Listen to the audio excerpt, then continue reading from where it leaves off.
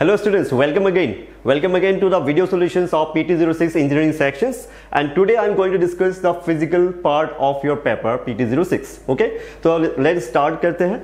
And the first question is from the solid state, that is the age length of a face center cubic cell of an ionic substance. ये ionic compound के बारे में आपको बोल रहा है, और उस ionic compound में जो एज लेंथ है that is already given, that is 508 picometer, है ना. एंड साथ में बोला कि radius of cation is 110 picometer and the radius of anion आपको निकालने के लिए बोला है. ओके, जब आयनिक सब्सटेंस होता है ना तो एबी टाइप ऑफ कंपाउंड होता है. तो AB type means NaCl type compound होगा, है ना. अगर NaCl को अगर आपने अच्छी तरह से स्टडी किया था तो आपको पता होगा कि वहां पे जो एनायन होता है उसका FCC structure होता है. It means that your anion will occupy the corners and the face center only, right?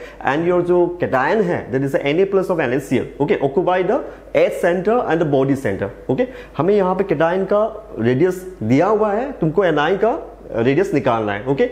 तो if I consider this AB as like NaCl, okay, then along the one edge, okay, it will be like this, कि along the one edge there will be two anion, okay, along the two corners. And एक cation रहेगा at the H centre. Fine. अब यहाँ पे जो आपका anion है उसको मैं माइनस लिख सकता हूँ, और ये कैटायन का 2 रेडियस और यहाँ पे एनायन का 1 radius. If I sum up इसका अगर सम कर लेते हैं, जैसे कि 2r प्लस हो जाएगा और साथ में 2r माइनस हो जाएगा, will be equal to what? Edge length, है ना. एज लेंथ के साथ इक्वल हो जाएगा. आपको यहाँ पे निकालना था रेडियस ऑफ द एनायन. तो रेडियस ऑफ द एनायन के लिए r माइनस के लिए आपको करना है a minus 2r plus divided by 2, and a is given already 508 picometer minus 2 into r plus, and r plus is 110 picometer divided by 2. अगर आप इसको सॉल्व करोगे you will get 144 picometer. Okay, तो इस क्वेश्चन का जो मेन ट्रिक्स था आपको ये याद रखना था कि यहाँ पे आयनिक सब्सटेंस बोला ये एबी टाइप होगा, NaCl टाइप होगा. एक ही एज लेंथ भी आपका 2 एनायन और 1 कैटायन होगा at the edge center. Okay, ये मेन कॉन्सेप्ट था, इसको आपको इस तरह से सॉल्व करना है. तो your answer is option D for question number 26. Okay, let us come to the next question, that is question number 27. Okay, in question number 27 what they ask कि एक सिल्वर एटम है, उसका डेंसिटी देके रखा है. सिल्वर एटम का जो density है that is 10.5 ग्राम पर centimetre cube. Okay, if the number of silver atom on a surface of area the number of silver atom on a surface of area 10 to the minus 12 metre square है, यहाँ पे centimetre cube था. Be careful about the unit. Okay, तो metre square can be express in the scientific notation in this. They ask the value of x का value निकालना है, ना कि y का वैल्यू निकालना है. ओके, चलो तो स्टार्ट करते हैं. डेंसिटी से स्टार्ट करना होगा. Okay, so according to density given हम ऐसे लिख सकते हैं कि 1 सेंटीमीटर क्यूब में ओके कितना ग्राम आपका सिल्वर होगा? दैट इज 10.5 ग्राम, है ना, क्योंकि डेंसिटी इज 10.5 ग्राम पर सेंटीमीटर क्यूब, मतलब 1 सेंटीमीटर क्यूब में आपका 10.5 ग्राम ऑफ सिल्वर एटम है ना. तो इस हिसाब से हम क्या कर सकते हैं, what we can do now, 1 centimetre cube में अगर मैं इस वेट को, है ना, अगर मैं एटॉमिक मास से डिवाइड कर दूं, what I will get the mole, है ना, मोल मिल जाएगा. ग्राम डिवाइडेड बाय ग्राम पर मोल, ग्राम कैंसिल, मोल रह जाएगा, है ना. मैंने इसको मोल में कन्वर्ट कर दिया. अब मैं इसको नंबर में भी कन्वर्ट करूंगा because they have asked the number of silver atom ना, तो मैं कन्वर्शन करते जा रहा हूं स्टेप बाय स्टेप. ओके, तो इसको अगर मैं नंबर में कन्वर्ट करूं तो what I have to do, I have to multiply it with Avogadro's number. Okay, Avogadro's number से मल्टीप्लाई करना होगा. Na से मल्टीप्लाई कर दिया, मल्टीप्लाई करने के बाद ये हो गया number of silver atom, number of silver atom. Okay, so this is the number of silver atom in 1 centimeter cube, but you have to find the number of silver atom in 10 to the minus 12 meter square. इसको हम centimetre square में convert करेंगे, है ना. पहले काम कर लेते हैं इसका 1 सेंटीमीटर में, है ना, कितना नंबर ऑफ सिल्वर एटम होगा. हमें इसको क्या करना होगा, क्यूब, है ना, मतलब 1/3 हो जाएगा पावर में नंबर ऑफ सिल्वर एटम, है ना, इंटू Na करना होगा, into Na. Okay, cube root करना होगा number of silver atom. Is it okay? ये हो गया 1 सेंटीमीटर में ना, और आपको निकालना है 10 to the minus 12 metre square. 10 to the minus 12 metre square का मतलब होता है 10 to the minus 8 centimetre square. Okay, तो therefore 10 to the minus 8 centimetre square के लिए अगर आपको निकालना है, that will be equal to 10.5 divided by 108 into Na to the power, okay, 1/3. इसको इंटू 2 करना होगा तो पावर में 2/3 हो जाएगा, है ना, और into 10 to the minus 8. Okay, so when you put all this value, है ना, you will get something y into 10 to the power 7. ठीक है, तो x का जो वैल्यू आ रहा है वो x का वैल्यू आ रहा है आपका 7.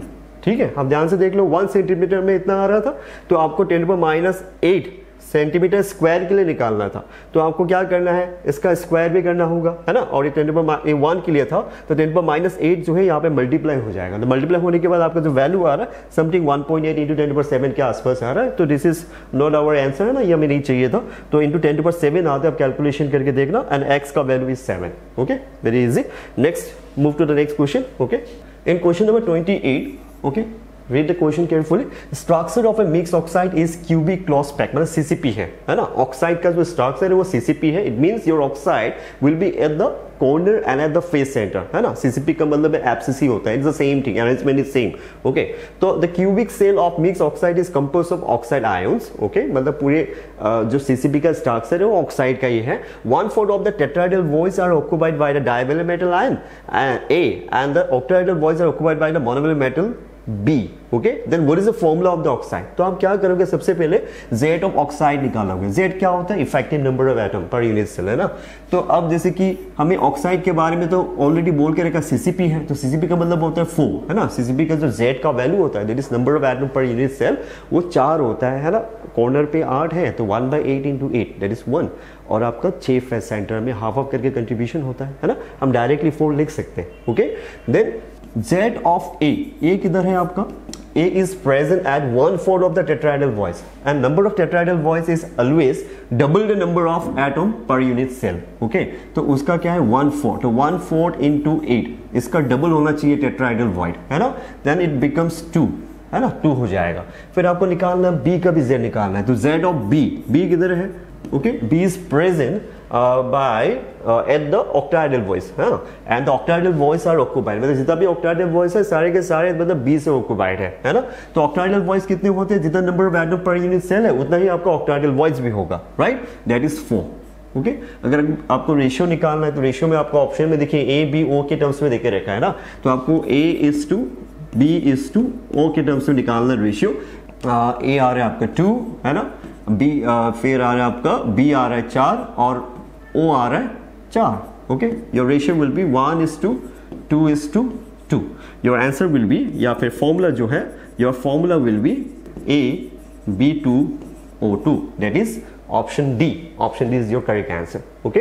Option D is your correct answer. Let us move to the next question now, okay. Now let us come to the question number 29. Okay, तो question number 29 में क्या पूछा है, how many nearest and next nearest neighbor respectively potassium have in a BCC lattice, है ना। तो potassium का जो स्ट्रक्चर है वो BCC है, उसमें आपको nearest and next nearest neighbour निकालने के लिए बोला है ना। नियरेस्ट नेबर क्या होता है, जैसे कि मेरा घर है, मेरे घर के साइड में जो घर है ना उसको हम लोग नियरेस्ट नेबर बोलते हैं। उस घर का जो नेक्स्ट वाला घर होगा उसको हम लोग क्या बोलेंगे, नेक्स्ट नियरेस्ट नेबर। तो उसी तरह से नियरेस्ट नेबर जो है वो हमेशा टच में रहता है ना। मेरे घर के टच में जो बाउंड्री होगा, जो नेक्स्ट नियरेस्ट जो नेबर होगा उसको हम लोग नियरेस्ट नेबर बोलते हैं। तो उसी तरह से बीसीसी में नियरेस्ट नेबर का मतलब ये होता है कि उसको कितना एटम पर्टिकुलरली एक ही पर्टिकुलर एटम को कितना एटम टच कर रहा है at the same time, okay, that is called the nearest neighbour, okay. Coordination number निकालना है इसका मतलब। अब बीसीसी के लिए जो कोऑर्डिनेशन नंबर होता है वो तो 8 होता है ना। बीसीसी का जो स्ट्रक्चर होता है, if I draw the structure, ठीक है, बीसीसी का, तो एटम्स होते हैं कॉर्नर्स में और साथ में होते हैं बॉडी सेंटर्स में, है ना। तो बॉडी सेंटर में जो एटम है वो सारे कॉर्नर वाले एटम को क्या करते हैं, टच करते हैं, and that is the nearest neighbour, है ना।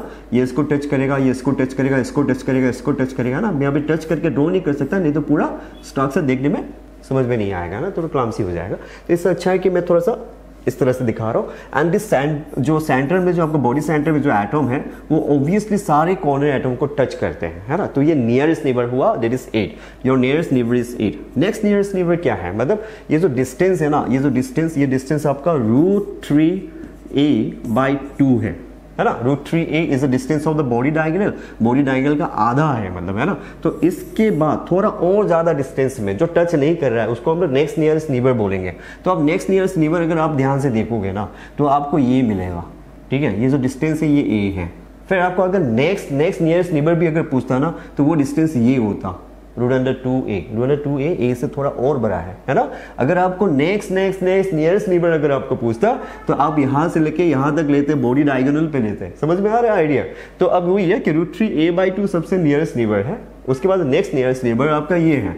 तो नेक्स्ट नियरेस्ट नेबर कितना है ये आपको पूछा है। तो this is 1 along this axis 2, along this axis 3, इसके ऊपर जो आपका एक और एक यूनिट सेल होगा, वहां पे और एक ऐसा एटम होगा, इसके पीछे जो होगा वहां पे और एक एटम होगा, इसके साइड में एक एटम होगा, उसका और एक एटम होगा, है ना। तो टोटल आपको ये जो एटम है ना, इसको मैं एज ए मतलब रेफरेंस एटम ले रहा हूं, मैं इसी का निकाल रहा हूं, है ना, ठीक है। नेक्स्ट नियरेस्ट नीबर, तो इसका नेक्स्ट नियरेस्ट नीबर तो ये है ना। नेक्स्ट नियरेस्ट नीबर इसका 1 2 3 4 5 6 हो गया, है ना। तो your answer will B 8,6. That is the option B.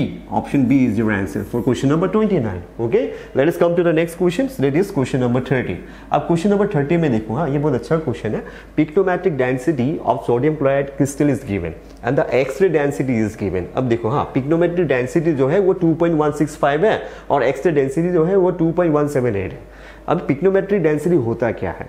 जो हम मॉलिकुलर मास या लैटिस का इंफॉर्मेशन लेके जो डेंसिटी निकालते हैं ना, हमारे पास जो फॉर्मूला डेंसिटी का, density equal to Z into atomic mass divided by A0 cube into Avogadro's number, जो फॉर्मूला हम जनरली यूज करते हैं, थ्योरेटिकल जो डेंसिटी का फॉर्मूला है ना.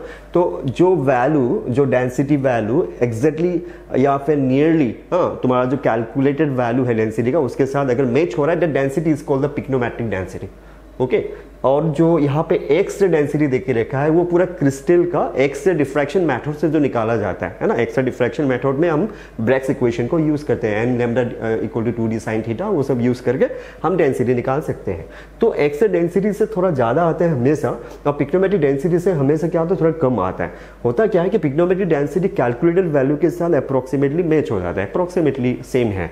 और जो एक्स-रे डेंसिटी है, एक्स-रे डेंसिटी से पूरे क्रिस्टल का लिया जाता है, मतलब एटॉम प्लस अनऑक्युपाइड स्पेस दोनों को कंबाइन करके पूरा डेंसिटी को लिया जाता है, मतलब, है ना. इसे थोड़ा स्लाइटली बड़ा है इससे. ओके, और तुमको निकालना है what is the fraction of the unoccupied size in the sodium chloride, है ना. ये बहुत इजी मैथमेटिक्स टाइप का हो गया थोड़ा सा, मतलब यहाँ पे अनऑक्युपाइड स्पेस है, यहाँ पे अनऑक्युपाइड स्पेस नहीं है, तो इससे ये माइनस कर देंगे, माइनस करके डिवाइड कर देंगे, इंटू 100 कर देंगे. तुमको क्या पूछा, तुमको फ्रैक्शन पूछा, परसेंटेज नहीं पूछा, तो इंटू 100 नहीं करेंगे, सिर्फ फ्रैक्शन निकालने के लिए बोला. Okay, so let us solve this. इसको सॉल्व इस तरह से करना है कि fraction of unoccupied will be equal to, okay, change in density divided by density through X-ray method. Okay, density through X-ray method. X-ray वाला ज्यादा है ना, उससे डिवाइड करना है, ठीक है. तो ऊपर क्या हो जाएगा, अब ऊपर हो जाएगा आपका 2.178 माइनस 2.165, है ना, into 10 to the power 3 divided by, नीचे क्या होगा, नीचे हो जाएगा आपका 2.178 into 10 to the power 3. Okay, तो this is your fraction. Finally इसको अगर सॉल्व करोगे तो after solving you will get that it is equal to 5.96 into 10 to the power minus 3, है ना. यहाँ पे 0.0 समथिंग कुछ आएगा इस तरह से, है ना. तो इसको आप डिवाइड करोगे तो you will get this answer. Okay, that is option D is your answer. ठीक है, हमेशा याद रखना, जो पिक्टोमेट्रिक डेंसिटी है आप लोग जो फॉर्मूला यूज करके निकाल दो, वही पिक्टोमेट्रिक डेंसिटी है. Okay, let us come to the next question then. तो next question is question number 31. Is a very simple and very general information वाला टाइप का क्वेश्चन है. When light strikes a photographic AgBr paper, है ना, AgBr का जो paper है वहां पे सिल्वर का +1 ऑक्सीडेशन स्टेट है, Br का -1 है. तो silver atoms move in, okay, through this defects to, मतलब क्या चीज में कन्वर्ट हो जाता है, ये पूछा है आपको ना. जब भी लाइट किसी भी AgBr को अगर स्ट्राइक करता है, ठीक है, तो वहां पे क्या होता है, लाइट के कारण कुछ इलेक्ट्रॉन से उस क्रिस्टल पे कहीं कहीं पे रहते हैं, अपने अपने पोजीशन पे रहते हैं, वो एक्साइटेड हो जाते हैं, and that electrons comes close to the Ag+. वो इलेक्ट्रॉन Ag+ के सामने आ जाता है और Ag+ रिड्यूस हो जाता है, मतलब Ag+ will accept that electron and will form a silver atom. ठीक है, सिल्वर एटम में कन्वर्ट हो जाता है, और बहुत सारे सिल्वर एटम इस तरह जमा होकर एक क्लम्स बनता है. It forms a tiny clumps of silver atom. This is your answer. Okay, ये जनरल इंफॉर्मेशन की तरह है, लेकिन ये डिफेक्ट्स जो है इज वेरी इंपॉर्टेंट. ये डिफेक्ट्स ही हो रहा है यहाँ पे, क्योंकि AgBr का परफेक्ट क्रिस्टल था, आपने लाइट यहाँ पे स्ट्राइक करा है, लाइट स्ट्राइक कराने पर इलेक्ट्रॉन का क्या हो रहा है, मूवमेंट हो रहा है ना, डिलोकलाइजेशन हो रहा है, अपने पोजीशन को छोड़ के सिल्वर पे आके क्या कर रहा है, सिल्वर प्लस के साथ रिडक्शन कर रहा है, गेन कर रहा है उसको, सिल्वर प्लस अपनी पोजीशन से निकल के चला जाएगा, जाके कहीं पे कलेक्शन हो जाएगा, है ना, क्लम्स बनेगा सिल्वर एटम का. Therefore your answer will be B. 31 जो क्वेश्चन है, ठीक है, इसका आंसर हो जाएगा option B. Okay, now let us come to the next question, that is question number 32. And 32 is also very important question. Azeotropic mixture, हाँ, ये azeotropic है, PIC, mixture of water water का बॉइलिंग पॉइंट 100 डिग्री सेल्सियस होता है और HCl का boiling point 85 degree Celsius होता है। इन दोनों को जब हम मिक्स करेंगे, इस मिक्सचर का बॉइलिंग पॉइंट जो है कांस्टेंट बॉइलिंग है ना, मतलब दोनों का मिक्सचर का एक पर्टिकुलर कंपोजिशन पे जो बॉइलिंग पॉइंट है वो फिक्स है and that is equal to 108.5 degree Celsius. This type of mixture is called the azeotropic mixture, है ना। What is azeotropic mixture? Those mixture, okay, at particular composition when heated, they heat at a constant boiling, एक single temperature पे boil हो जाता है, they behave like a single liquid, एक liquid की तरह बिहेव करता है ना। मतलब आप इसको मतलब क्या कि सेपरेट नहीं कर सकते बिकॉज द बॉइलिंग पॉइंट में कोई डिफरेंस ही नहीं है अगर if you mix it in a particular composition. Generally जैसे कि वाटर और नाइट्रिक एसिड अगर हम मिक्स करेंगे ना, नाइट्रिक एसिड 68%, वाटर 32% मिक्स करेंगे तो एज़ोट्रोपिक मिक्सचर हो जाता है। Have you understood? Alcohol and water को मिक्स करेंगे तो अल्कोहल 95.5%, वाटर 4.5% मिक्स करेंगे तो एज़ोट्रोपिक मिक्सचर हो जाता है, ठीक है ना। लेकिन यहाँ पे आपको परसेंटेज नहीं देख के रखा है composition, because they have already mention कि ये दोनों एज़ोट्रोपिक मिक्सचर है। तो एज़ोट्रोपिक मिक्सचर है तो कोई एक पर्टिकुलर कॉम्पोजिशन पे ही मिक्स किया गया है, जो पर्टिकुलर कॉम्पोजिशन है वो परसेंटेज याद नहीं रखना है तुम लोगों को, है ना। इट्स अ एक्सपेरिमेंटल थिंग, वो तुम्हारे सिलेबस में कभी नहीं पूछेगा कि क्या है percentage, right. They have already mention it is azeotropic mixture. तो एज़ोट्रोपिक मिक्सचर होता क्या है ना, तो the mixture which boils at a constant temperature, okay, and the boiling point जो आ रहा है वो दोनों से क्या आ रहा है, ज्यादा आ रहा है, तो it is a maximum boiling azeotropic mixture, है ना। अगर boiling point of the mixture दोनों पर्टिकुलर कंपोनेंट से ज्यादा होता है इसको हम लोग मैक्सिमम बॉइलिंग एज़ोट्रोपिक मिक्सचर बोलते हैं। अब इस मिक्सचर को क्या करना है, when this mixture is distilled, है ना, it is possible to obtain, है ना। इसको अगर हम डिस्टिल करेंगे, डिस्टिलेशन करेंगे, डिस्टिलेशन दो टाइप्स का होता है, एक सिंपल डिस्टिलेशन और एक होता है फ्रैक्शनल डिस्टिलेशन। तो सिंपल डिस्टिलेशन का मतलब जब बॉइलिंग पॉइंट का डिफरेंस 25 डिग्री सेल्सियस से ज्यादा होता है, हम सिंपल डिस्टिलेशन करके दोनों को सेपरेट करते हैं, कॉम्पोनेंट मिक्सचर को सेपरेट करते हैं। अगर 25 डिग्री सेल्सियस से कम होगा डिफरेंसेस तो हम वहां पे फ्रैक्शनल डिस्टिलेशन करते हैं, राइट। तो अभी ये जो दोनों कंपोनेंट है उस मिक्सचर में एक ही टेम्परेचर पे बॉइल हो रहा है, तो उनके बीच में कोई डिफरेंस ही नहीं है बॉइलिंग पॉइंट का। It means that we can not separate them by distillation. हाँ, एज़ोट्रोपिक मिक्सचर को कभी भी हम सेपरेट नहीं कर सकते, ये पॉसिबल ही नहीं है, मतलब ओके। तो आपका इसका आंसर हो जाएगा जब भी हम डिस्टिल करेंगे, इट इज नॉट पॉसिबल। हाँ, neither we can separate the HCl nor water in their pure state, ये पॉसिबल ही नहीं है अगर एज़ोट्रोपिक मिक्सचर बोला है। तो इट्स अ डायरेक्ट आंसर, है ना, ऑप्शन डी। 32 क्वेश्चन के लिए आंसर हो जाएगा option D. Okay, let us come to the next question, that is 33. हाँ, तो let us come to the next question, that is question number 33, है ना। 33 में पूछा है 1/xa versus 1/ya, अगर ग्राफ ड्रॉ करेंगे तो वहां पे स्लोप और इंटरसेप्ट क्या होगा, इसका जो ग्राफ है वो लीनियर होता है, right, okay, that is y = mx + c type graph होगा, ओके। तो let us use the equation from Raoult's law। तो अगर हम Raoult's law को यूज करेंगे तो Raoult's law के हिसाब से हमें पता है कि PA इज इक्वल टू क्या होता है, PA0 into XA and PB is equal to PB0 into XB, okay. तो XA और XB क्या है यहाँ पे, mole fraction of A and B in the liquid phase, है ना। और साथ में डाल्टन्स लॉ क्या बताता है, डाल्टन्स लॉ बोलता है कि PA is equal to YA into P total होता है, that is YA is the vapor phase of A, okay, A का in the vapor phase and XA क्या है, the mole fraction of A in the liquid phase, right। Similarly PB will be equal to what, YB into P total, ठीक है। अब ये जो P है ये तो पार्शियल वेपर क्या है, सेम है, तो हम यहाँ पे PA और ये वाला P है, दोनों को हम क्या कर सकते हैं, इक्वल कर सकते, they are the same thing ना। So PA0 XA is equal to YA into PT कर सकते हैं। Similarly PB0 XB equal to YB into P total हम ऐसे लिख सकते हैं, because PA and PA is equal, PB and PB is equal, ये partial pressure of A and B है ना। तो यहाँ पे ध्यान से देखना, ये जो PT और PT है ना, ये दोनों तो सेम ही है, टोटल प्रेशर है। तो हम यहाँ से काम करते हैं, PA0/XA, PA0 into XA divided by YA can be written equal to PB0XB divided by YB, है ना। अब यहाँ पे ध्यान से देखना कि 1/XA वर्सेस 1/Y ड्रॉ करने के लिए बोला है, तुमको B नहीं चाहिए था, है ना। तो B की जगह हम एक काम करते हैं, इसको A में सब्स्टिट्यूट कर देते हैं, है ना। तो ये PA0 हो जाएगा, PA0 divided by PB0, okay, into XA by YA will be equal to 1 - XA, ठीक है। XB की जगह 1 - XA लिख सकते हैं और YB की जगह 1 - YA लिख सकते हैं ना। अब हम करते हैं क्रॉस मल्टीप्लाई, है ना, मतलब इसको इधर लेके जाते हैं, इसको इधर लेके जाते हैं ना, XA और YA को। तो ले जाने के बाद क्या रहेगा देखना, PA0 बाई PB0, ठीक है, will be equal to YA 1 - XA divided by XA 1 - YA। जब इसको हम मल्टीप्लाई करेंगे, है ना, मल्टीप्लाई करने के बाद मैं इसको नेक्स्ट स्टेप पे लिखता हूँ, PA0 by PB0 will be equal to YA 1 - XA 1 - XA divided by XA 1 - YA X A 1 minus Y है ना। तो मल्टीप्लाई करने के लिए वाई इसके नीचे लाता हूँ, एक्स ए को इसके नीचे लेके जाता हूँ है ना। तो 1 by X A minus 1 divided by 1 by Y A. इसको अभी क्रॉस मल्टीप्लाई करते हैं। क्रॉस मल्टीप्लाई करने के बाद उनको मिलेगा P A not by Y A minus P A not equal to P B not by X A minus P B not. तो P A not by Y A को मैं एक साइड में लाता हूँ, बाकी सब कुछ साइड में लेके जाता हूँ। P B not by X A will be equal to P A not plus P A not minus P B not है ना। अब इस पी ए को हटा देता हूँ यहाँ से, यहाँ पे 1 हो जाएगा, यहाँ पे हो जाएगा पी ए नॉट है ना, और नीचे हो जाएगा पी ए नॉट। तो देख रहे हो ये इक्वेशन बन गया तुम्हारा y equal to M X plus C बन गया। तो यहाँ पे एम क्या आ रहा है, P B not by P A not आ रहा है, दैट इज ऑप्शन सी में है। और स्लोप क्या आ रहा है, P A not minus P B not by P A not आ रहा है, दैट इज ये वाला ऑप्शन सी में है ना। तो option C is your correct answer है ना। तो C is your answer. Okay, इस इसको याद रखना। अब नेक्स्ट क्वेश्चन पे हम मूव करते हैं। हाँ, तो next question is question number 34। यहाँ पे आपका एसिड बेस का टाइट्रेशन देके रखा है। आपने एसिड आपने HCl यूज किया था, उसको आपने टाइट्रेशन कराया 0.1 नॉर्मल सोडियम हाइड्रोक्साइड से, फिर आपने टाइट्रेशन को है ना डिसकंटिन्यू कर दिया। थोड़ा करने के बाद कंप्लीटली न्यूट्रलाइज होने से पहले आपने उसको डिसकंटिन्यू कर दिया। 50 centimetre cube of sodium hydroxide को ऐड करने के बाद आपने डिसकंटिन्यू कर दिया। उसके बाद आपने फिर से टाइट्रेशन को स्टार्ट करा, but this time you have used a different basic solution, that is potassium hydroxide को यूज किया in place of sodium hydroxide, right? The volume of potassium hydroxide required for the completing the titration. तो कोई भी acid base titration में होता क्या है, at the neutral point the number of equivalent of acid will be equal to number of equivalent of base. Okay?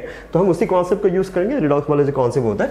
तो question number 34 को आपको ऐसे लिखना है कि number of equivalent, okay, number of equivalent of acid, that is HCl, will be equal to number of equivalent of sodium hydroxide plus number of equivalent of potassium hydroxide. Okay, अब number of equivalent of HCl जो है ना, उसका volume कितना है 50 into okay normality कितना है 0.2, सबको सेंटीमीटर क्यूब में लेना है वॉल्यूम का ना, उसको कन्वर्शन करने की जरूरत नहीं है।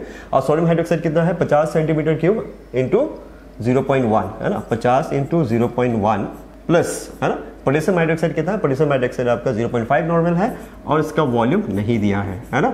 तो इसका वॉल्यूम आपको निकालना है, राइट। ये 0.5 है, 0.5 इंटू वी। तो आप इसको सॉल्व करोगे तो सॉल्व करने के बाद आपका जो वॉल्यूम आएगा वो 10 सेंटीमीटर क्यूब आएगा यहाँ से। Okay, it's a very simple question है ना।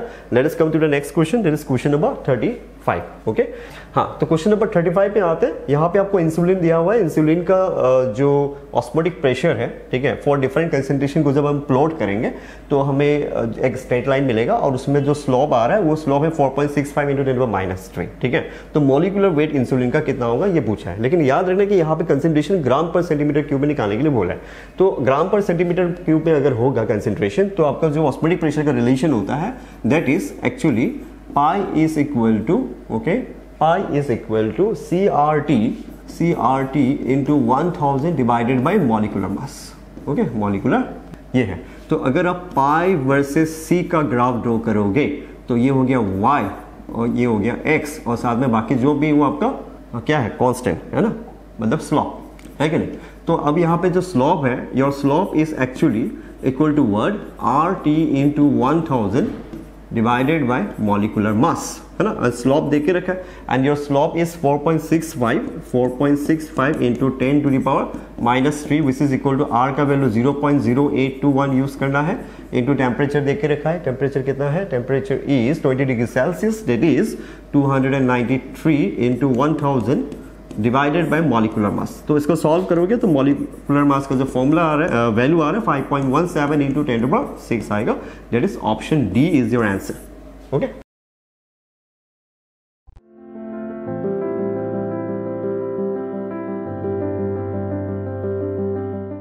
Hello dear students, my name is Dharmendra Kumar and I am a chemistry faculty.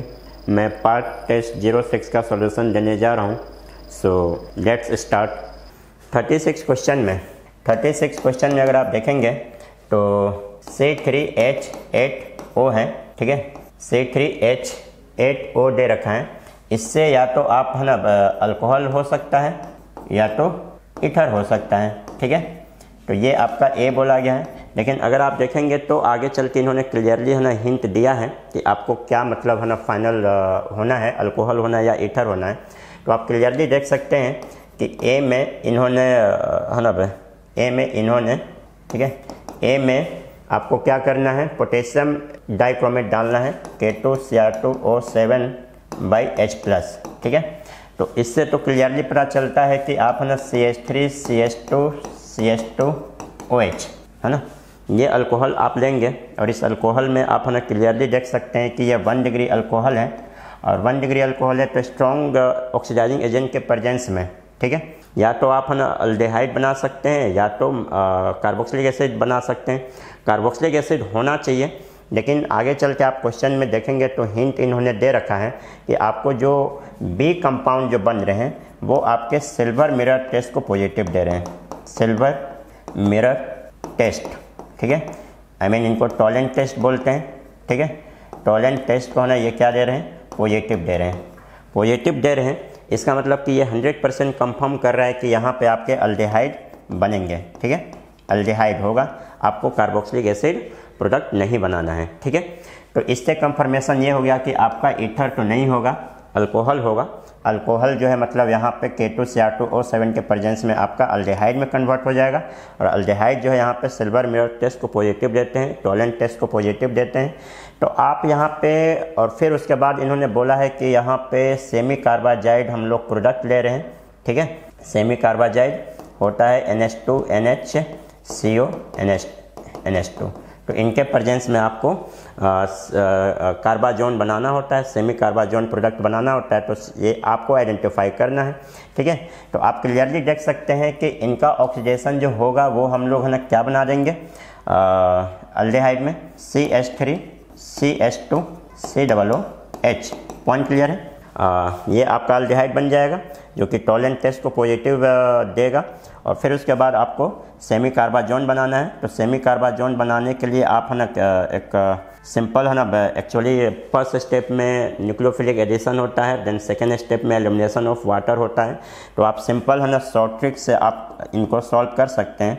और CH2 है, CH डबल बॉन्ड O है और यहाँ से आप जो है मतलब सेमी कार्बाजोन से आप सेमी कार्बाजाइड से आप H2O है ना एलिमिनेट करेंगे, NHCO NH2 और यहाँ से एलिमिनेट करेंगे तो सेमी कार्बाजाइड जो प्रोडक्ट आपको मिलेगा वो आप ऑप्शन के अनुसार है ना मैच कर सकते हैं और वो आपका ए ऑप्शन क्लियरली दिख रहा है, ठीक है।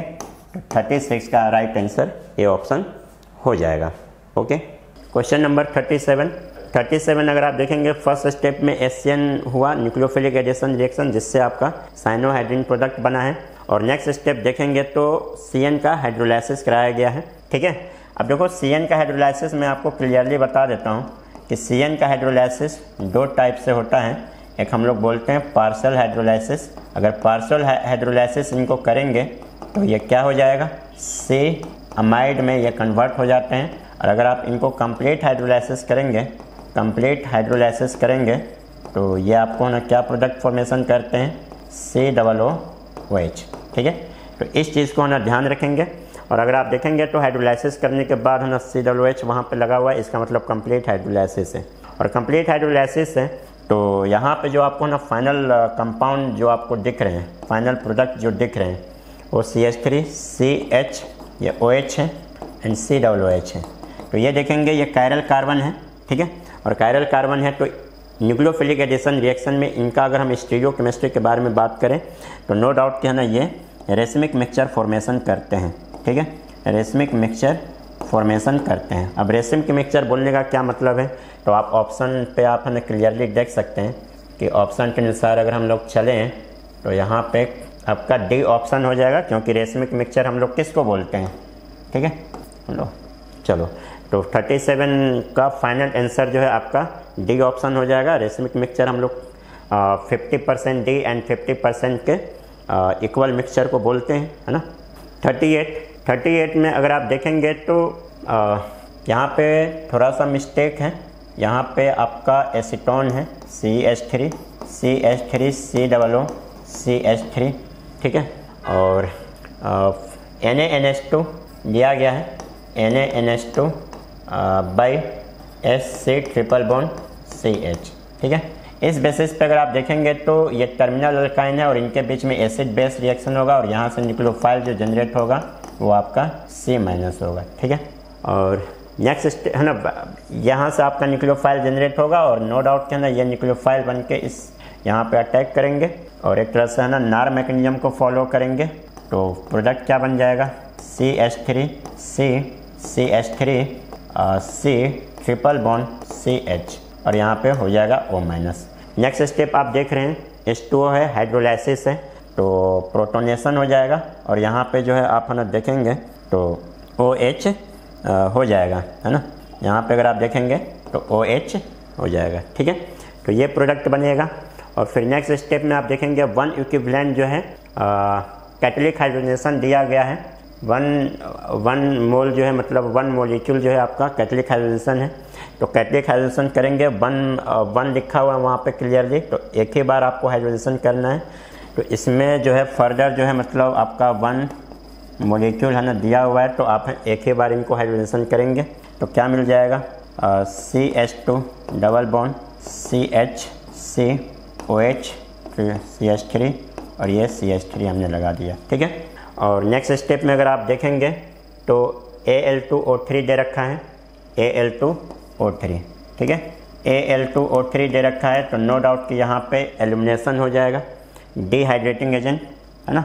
और डिहाइड्रेटिंग एजेंट तो यहाँ से H2O को बाहर करेंगे और H2O को बाहर करेंगे तो देखो ये अल्फ़ा ये बीटा तो बीटा एलिमिनेशन में जाएगा और फाइनल प्रोडक्ट जो आप बनाएंगे यहाँ पे CH2CH, ठीक है।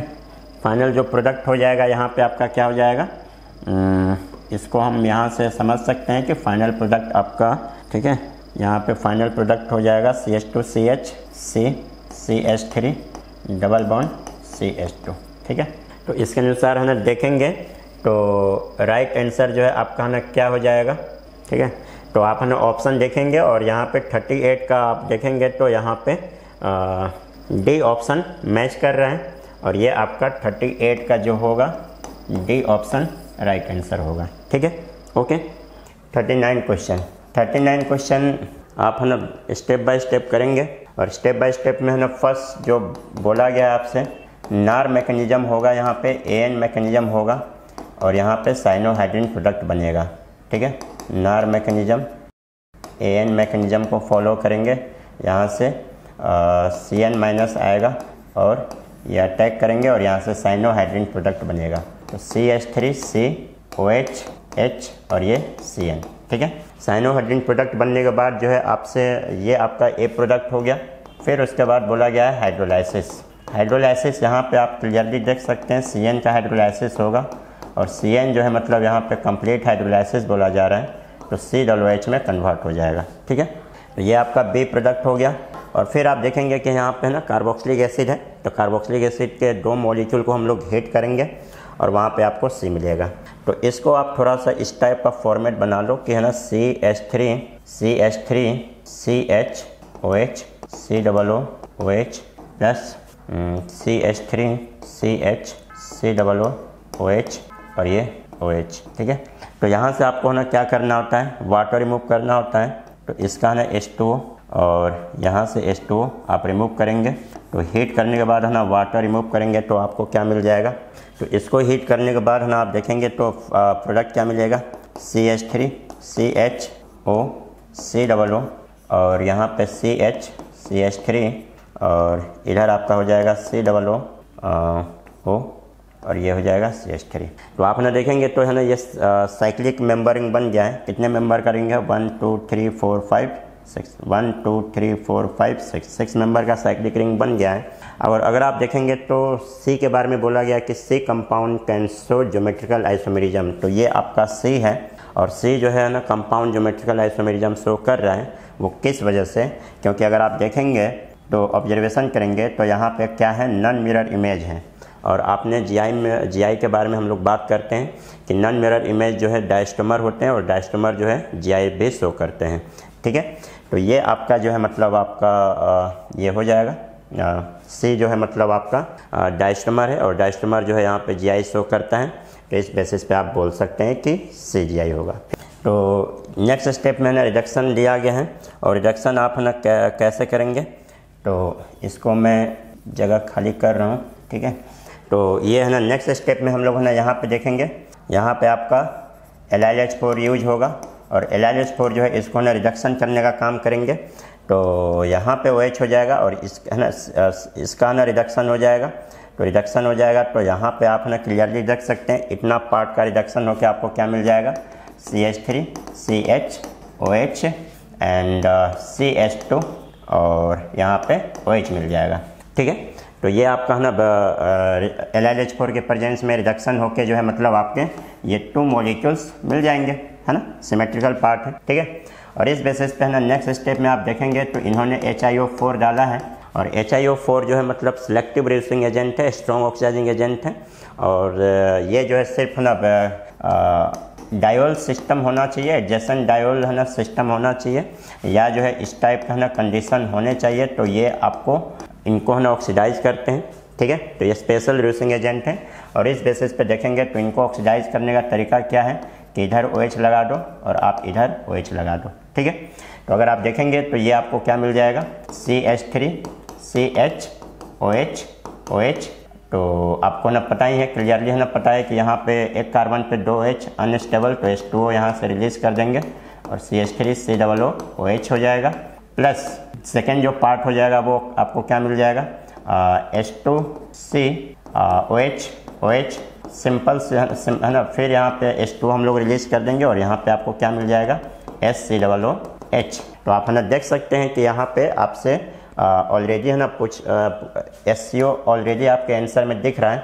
तो सेकेंड पार्ट के बारे में पूछा जा रहा है तो नो डाउट कि आपका CH3 CHO राइट आंसर हो जाएगा।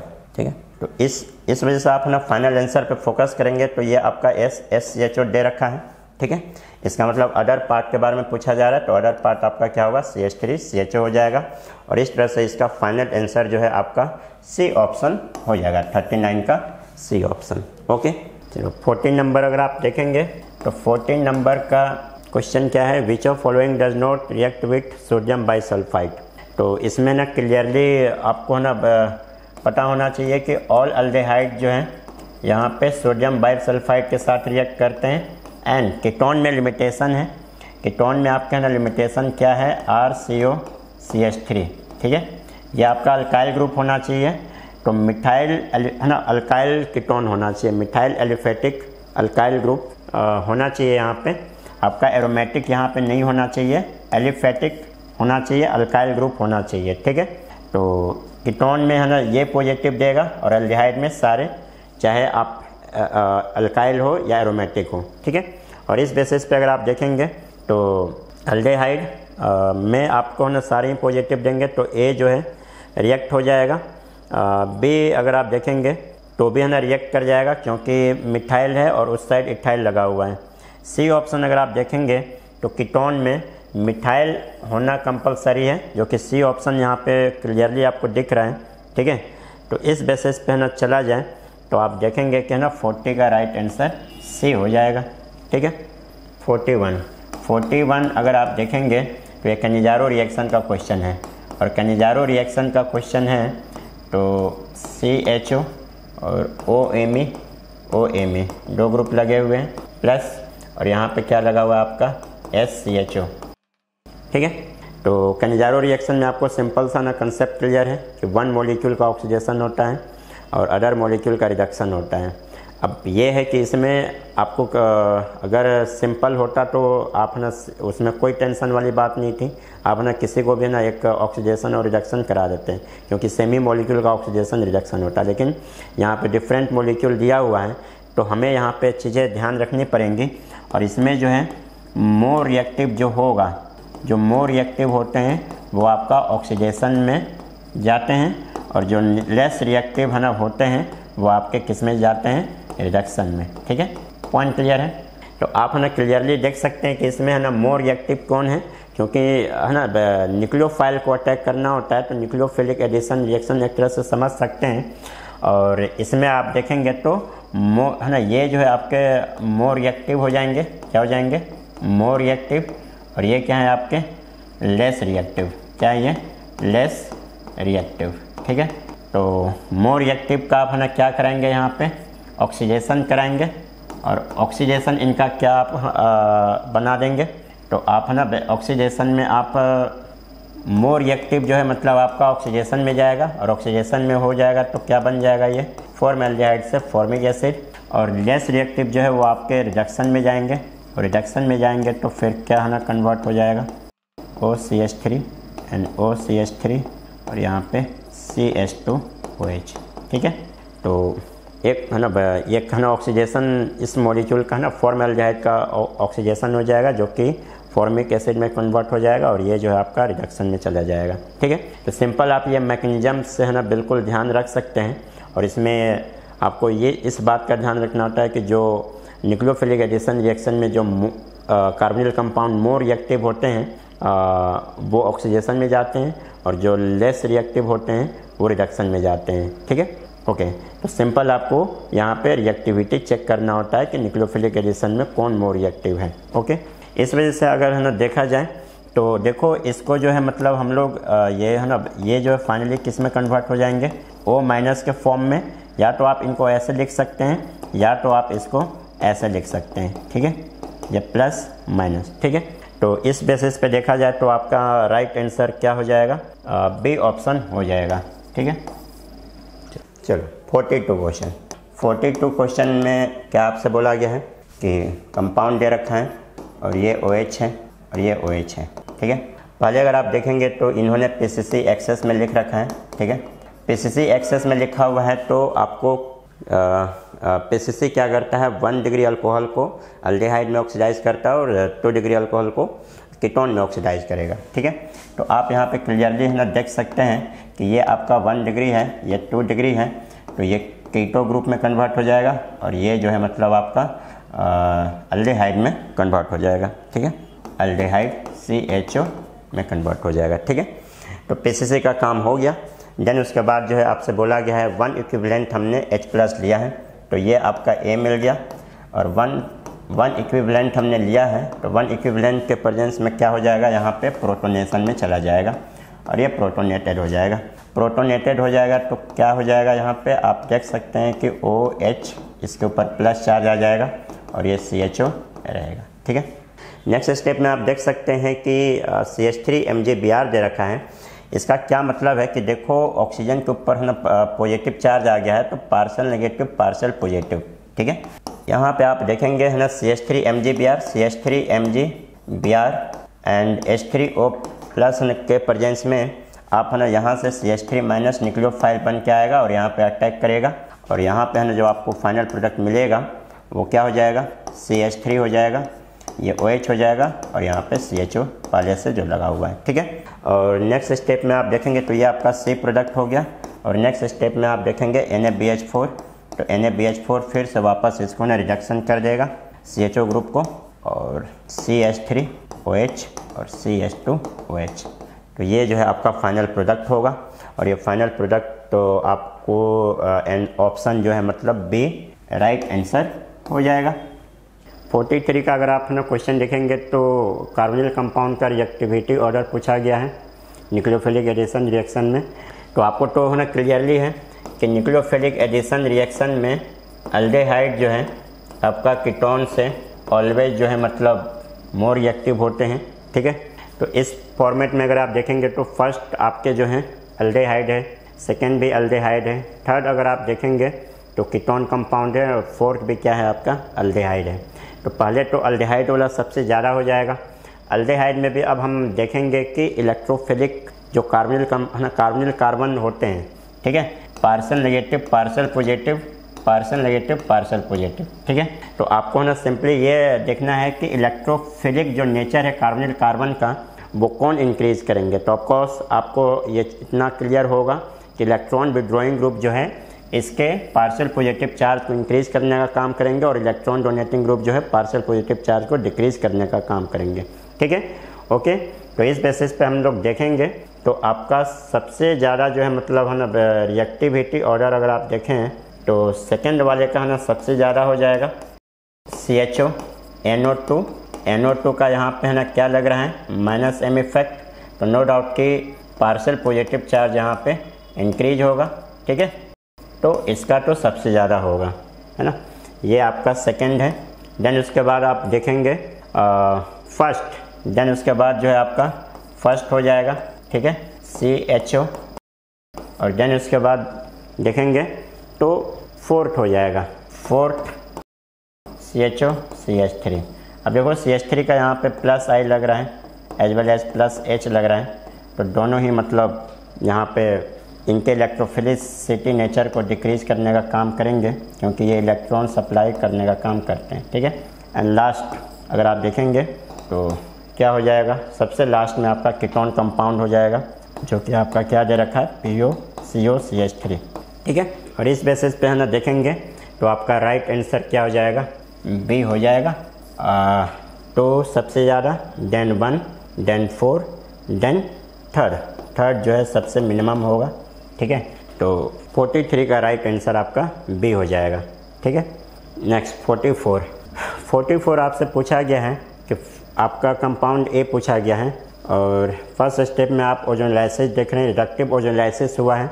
सेकेंड स्टेप में NOH बाय हीट दिया गया है, तो रिडक्टिव ओजोनलाइसिस करने से या तो अल्डिहाइड मिलेगा या तो कीटोन मिलेगा। और सेकेंड स्टेप में आप देख रहे हैं NOH है, तो कहीं ना कहीं आपको अल्डोल कंडेंसेशन के बारे में हिंट मिल रहा है, ठीक है। तो इसको आप है ना ए ऑप्शन से अगर आप है ना हिट एंड ट्रायल से आप है ना सोच सकते हैं, या तो रिवर्स भी सोच सकते हैं, लेकिन हिट एंड ट्रायल्स आपको ट्राई करना है, ठीक है।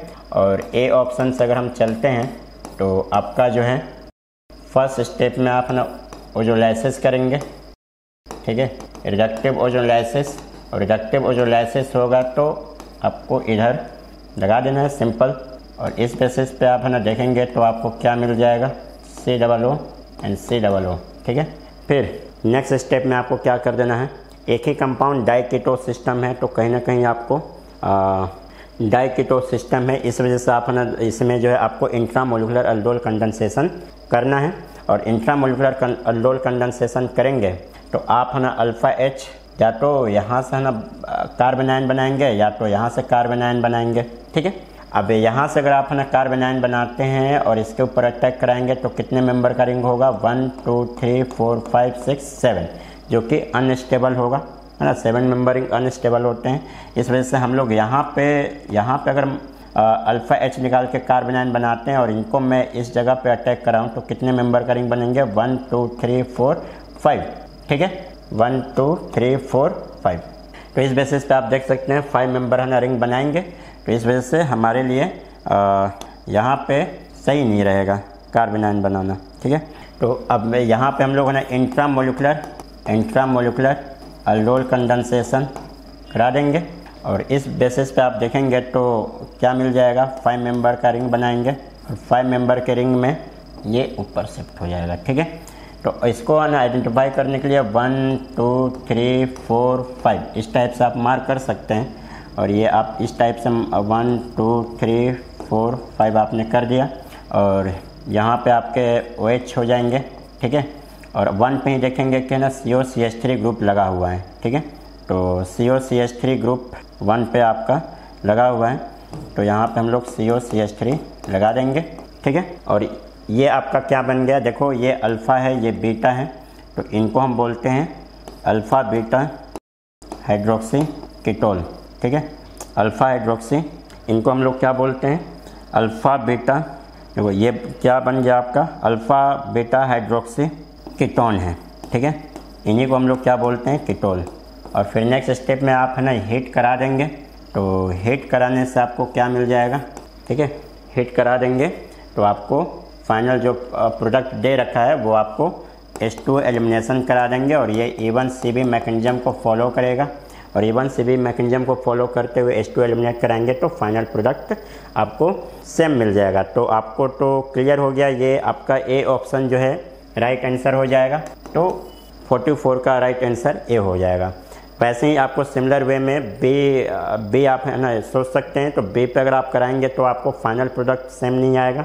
वैसे ही सी ऑप्शन में आप सिमिलर मैकेनिज्म से आप ट्राई करेंगे तो फाइनल आंसर सेम नहीं आएगा, and as well as D option में भी आप सेम मैकेनिज्म अप्लाई करेंगे तो आपके फाइनल आंसर जैसा प्रोडक्ट नहीं मिलेगा। तो सिंपल सी बात है कि हमने हिट एंड ट्रायल से ना ये प्रोडक्ट बनाया और आपका फाइनल आंसर जो है ए ऑप्शन आया, ठीक है।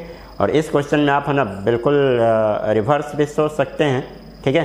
तो आपको ना जो भी सही लगे, हिट एंड ट्रायल करना है तो आप हिट एंड ट्रायल कर सकते हैं, या तो आप ना रिवर्स डायरेक्शन में सोच के आप ना इनको आप बना सकते हैं।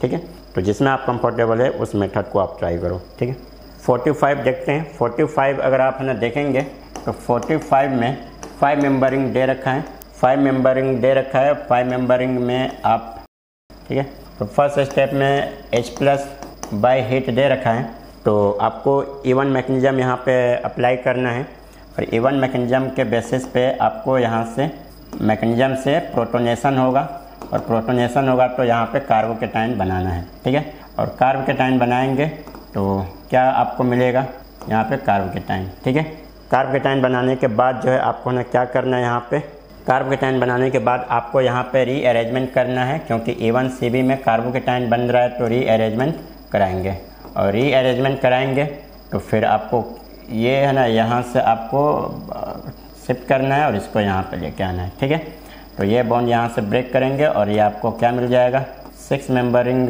में कन्वर्ट हो जाएगा और कार्बोकेटाइन यहाँ पे शिफ्ट हो जाएगा। ठीक है, और फिर नेक्स्ट स्टेप में आप है ना देखेंगे तो फिर क्या हो जाएगा, यहाँ से डिहाइड्रेशन हो जाएगा, और डिहाइड्रेशन करेंगे तो आपको मेजर प्रोडक्ट देना है। इधर से भी है ना, इधर से भी H निकलेगा, इधर से भी, इधर से भी, तो आपको सेजअप मेजर प्रोडक्ट बनाना है, और मेजर प्रोडक्ट जो बनाएंगे वो क्या हो जाएगा, ये हो जाएगा आपका। ठीक है, तो ये सेजअप है। अगर आप इधर से एलिमिनेशन करते हैं तो वो हॉफमैन प्रोडक्ट देगा। ठीक है, अब नेक्स्ट स्टेप जो है मतलब हम लोग को ओजोनलाइसिस करना है। ठीक है, ओजोनलाइसिस करना है तो आप इधर और यहाँ पे ब्रेक कर दो, तो इस टाइप से आप है ना देखेंगे COOH और यहाँ पे COO में है ना ब्रेक हो जाएगा। ठीक है, और आप देखेंगे तो ना जस्ट प्रीवियस क्वेश्चन जो था वो आपका बिल्कुल यही है ना सिमिलर क्वेश्चन था। ठीक है, अगर आप देखेंगे तो बिल्कुल 45 में आपके है ना जस्ट बिल्कुल सिमिलर जैसा आपको ना प्रोडक्ट मिला है, आप है ना देख सकते हैं है ना यहाँ पे।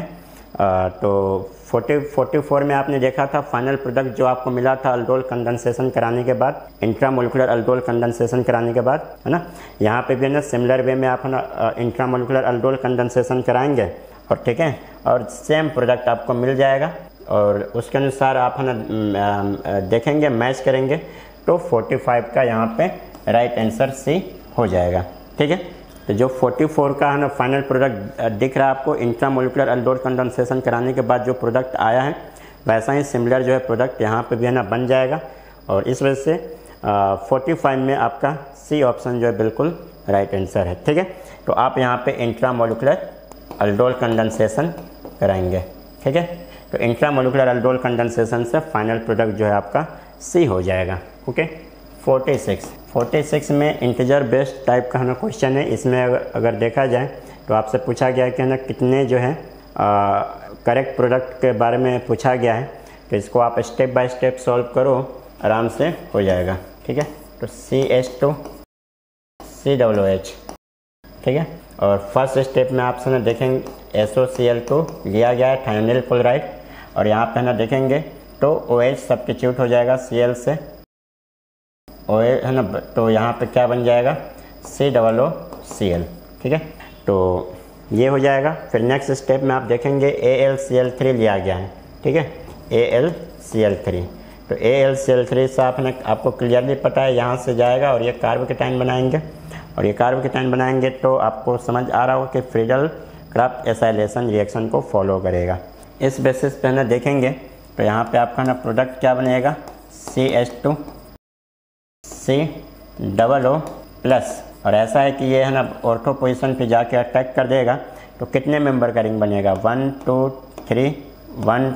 3 4 5 मेंबर का रिंग बनेगा। ठीक है, ये है ना इस जगह पे ऑर्थो पोजीशन पे जाके अटैक करेगा तो कितने मेंबर का रिंग बनेगा, 1 2 3 4 5 6 मेंबर का ना रिंग बन जाएगा, और 6 मेंबर का रिंग बनेगा तो आप इस टाइप से ना प्रोडक्ट बनाएंगे, और देखो 6 मेंबर का रिंग बनाना है तो आपको इस टाइप से 1 2 3 4 5 6 मेंबर का रिंग बना देंगे, और इस टाइप से आपको प्रोडक्ट मिलेंगे। ठीक है, तो आप ना देख सकते हैं कि पूरा ठीक है, तो आप ना देख सकते हैं कि ना यहाँ पे CO अटैक करेगा तो प्रोडक्ट क्या मिल जाएगा, 6 मेंबर का है ना रिंग यहाँ पे आपको मिलेगा, और 6 मेंबर का रिंग मिलेगा तो इस टाइप से आप COO, ठीक है। और फिर नेक्स्ट स्टेप में आप है ना देख रहे हैं क्लेमेंसन रिडक्शन, तो क्लेमेंसन रिडक्शन से है ना क्या हो जाएगा, CO ग्रुप जो है CH2 में कन्वर्ट हो जाएगा, और CH2 में कन्वर्ट हो जाएगा तो आप देख सकते हैं कि आपको कैसा मिल जाएगा। ये जो है एक ना एरोमेटिक रिंग, बीच में साइक्लोहेक्सेन, और ये फिर एरोमेटिक रिंग आपको मिल जाएगा, ठीक है। तो आपको इसमें से ना देखना है कि पूरे स्टेप में कौन कौन से प्रोडक्ट सही हैं।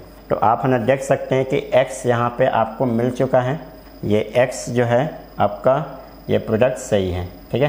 तो X है ना प्रोडक्ट आपका सही है। देन उसके बाद Y प्रोडक्ट भी आपका सही हो रहा है, क्योंकि Y प्रोडक्ट यहाँ पे मिल रहा है, ठीक है। तो Y प्रोडक्ट भी आपका सही है। और देन उसके बाद तो ये है ना Z जो है सही है नहीं, ठीक है। और इसमें से आप देखेंगे कि 3 प्रोडक्ट जो है मैकेनिज्म के अनुसार जो है मैच कर रहे हैं, इस वजह से फाइनल आंसर जो है 3rd हो जाएगा, ठीक है। इस पूरे मैकेनिज्म के बेसिस पे देखेंगे तो आपको ना टोटल जो है 3 प्रोडक्ट जो है इसमें आपको दिखाई दे रहे हैं, X, फिर उसके बाद जो है आप Y है ना बोल सकते हैं, X, Y एंड Z जो है ना प्रोडक्ट आपका सिमिलर है ना मैकेनिज्म के अनुसार है ना प्रोडक्ट बन रहे हैं, इस वजह से टोटल जो है आपके 3 प्रोडक्ट जो है राइट आंसर होगा, ठीक है। 47 में बोला गया है कि फर्स्ट स्टेप में ओजोनलाइसिस होगा, तो ओजोनलाइसिस करेंगे, ठीक है। फर्स्ट स्टेप में आप ओजोनलाइसिस करेंगे, और ओजोनलाइसिस करने के बाद आपको क्या मिल जाएगा, यहाँ पे हम दे रखा है। तो रिडक्टिव ओजोनलाइसिस है, और रिडक्टिव ओजोनलाइसिस करने के बाद यहाँ पे O लगा देना है। ओजोनलाइसिस करने के बाद जो है आपको यहाँ पे प्रोडक्ट बनाना है, और प्रोडक्ट जो है कैसा बनेगा, ठीक है। यहाँ पे COO लग जाएगा। और फिर नेक्स्ट स्टेप में अगर आप देखेंगे तो NaOH एंड सेकेंड के प्रेजेंस है ना, हीट के प्रेजेंस में ये इंट्रामोलिकुलर अल्डोल कंडेंसेशन होगा। और ऑफ कोर्स एक मॉलिक्यूल है और एक ही मॉलिक्यूल में यहाँ पे कंडेंसेशन टेक्स प्लेस होगा।